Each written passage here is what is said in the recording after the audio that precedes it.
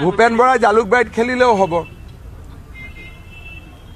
ভূপেন বৰাৰ কাৰণে চক জিকোৱা হাৰোৱা ৰাইজে কৰিব, কিন্তু ভূপেন বৰাই ইলেকশ্যন খেলিবৰ কাৰণে বিজেপিৰ দৃষ্টিভংগীৰ পৰা ভাল চিটৰ এটা অভাৱ নাই, লাগিলে জালুকবাৰীত খেলিব, অসুবিধা মানে মোৰ এনেকুৱা লাগিছে যে মোৰ ঘৰৰ ককা এজন মৰি গ'ল। ভূপেন দাক বিশ্বাস কৰিছিলোঁ, আৰু ভূপেন দাৰ এনেকুৱা আদৰ্শগত পতনটো মোৰ মৃত্যুৰ নিচিনাই লাগিছে। মানে ককা এজনৰ মৃত্যুৰ নিচিনাই লাগিছে।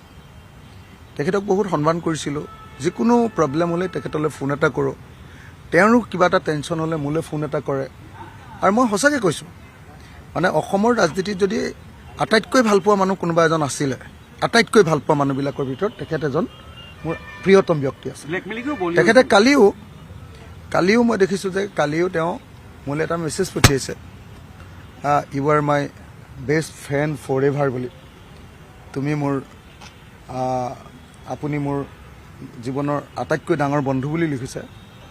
মই এটাই কথা কৈছোঁ, তেওঁ আপুনি বিজেপি নাযাব, আৰু একো কোৱা নাই। মই বিজেপি নাযাব, আপোনাক যি কৰিব লাগে কৰিম, বিজেপি নাযাব। বিজেপি যদি গুচি যায় তেতিয়াহ'লে মানে বুজিছোঁ, সেইটোৱে যদি গুচি যায় গ'ল, তেতিয়াহ'লে আৰু তেওঁৰ লগত আৰু মোৰ সম্পৰ্ক নাথাকে আৰু।